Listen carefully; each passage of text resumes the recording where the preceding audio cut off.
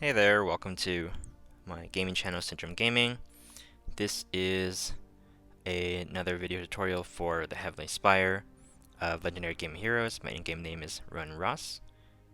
Post any comments below or questions below, or find me in the network app if you have any specific questions about the video or the Heavenly Spire.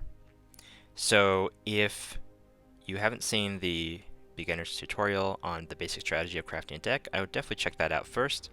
This is mainly to serve as an example video for that basic strategy and to show how you would actually use the tips that I suggested before in battle.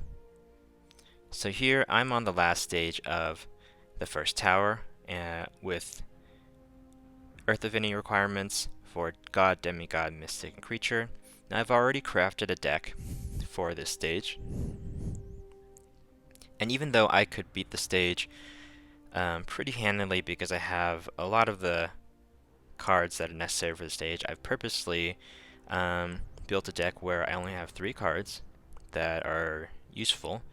2 Cocopellis, 1 Armor Tank or Cedes, and 2 cards that are going to help me actually generate gems from the relics. And though I have more relics, I'm only using 3 relics. 1 Earth God relic, 1 Corrupt relic, and 1 Earth Commander relic.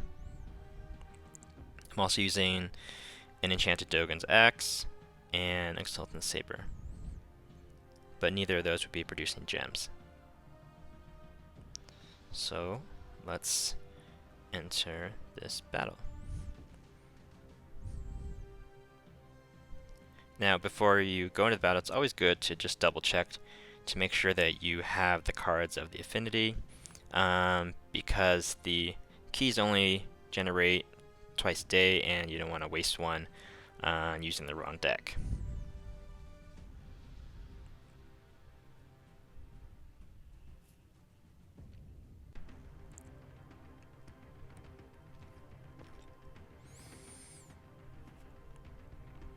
Every stage has 20 turns. It tells you the HP of this one in the beginning. You can always double tap the boss to see how much HP it has. Looks like we're actually going to be making a lot of gems and probably going to kill the boss. I'm going to try to not kill the boss in one hit. Let's see.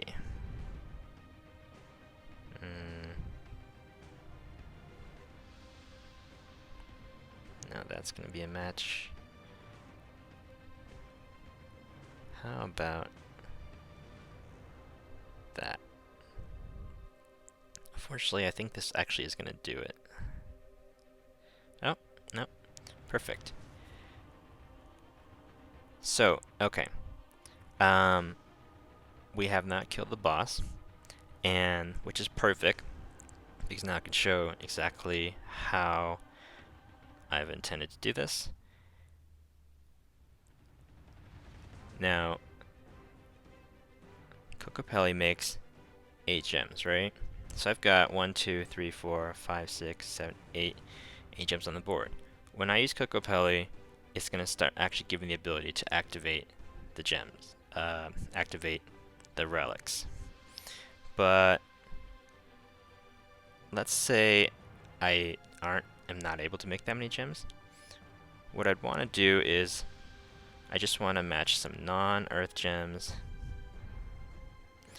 and get some more gems on the board. Actually, I'm getting pretty close, and you want to be careful not to actually use up the gems. So you kind of need to imagine how the gems are going to fall and whether they're going to trigger each other.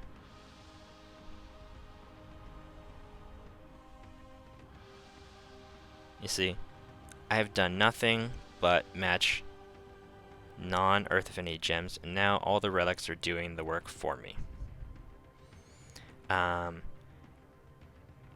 Typically, I would have used one of the cards to make some gems to help me along the way, but I'd still be using the same strategy where I'm trying to match non-infinity gems to just get enough on the board.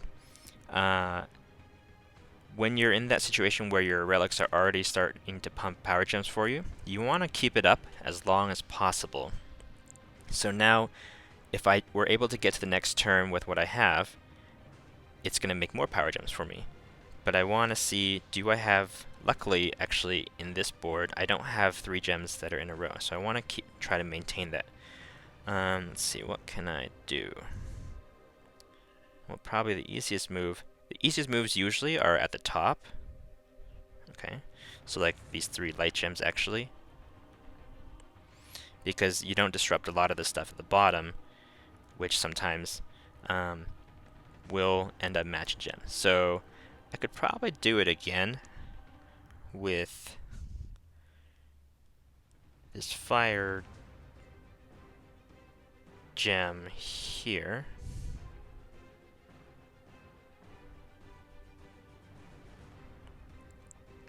And again, I haven't activated any abilities, and I've only just let the relics do the work for me.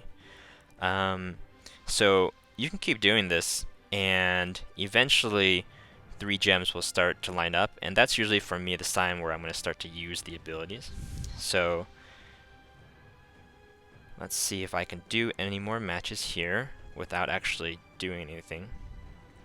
Now, when you do have cards that make a little bit less gems and you need to recharge them, I usually will use some of these power gems, just 3 of them at a time, to charge up the cards, but still try to maintain the distance between the gems. And hopefully, through chance, I'll be able to still maintain the board.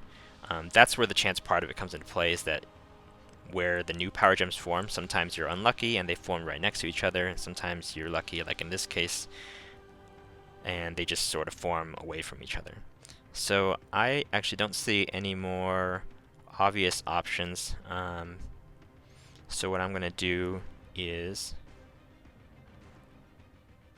I'm going to actually activate the cards, which will kill the boss. So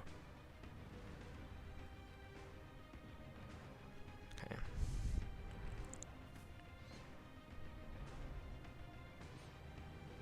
Again, if you didn't have the ability to make so many gems with just the cards, then you'd want to make some gems, activate them, and to charge them up, but still try to maintain the gems on the board like I showed you. And that's the main strategy to actually using just 3 cards that make gems to progress through stages where you don't have all the cards. Hopefully that was helpful, and again, thank you for watching.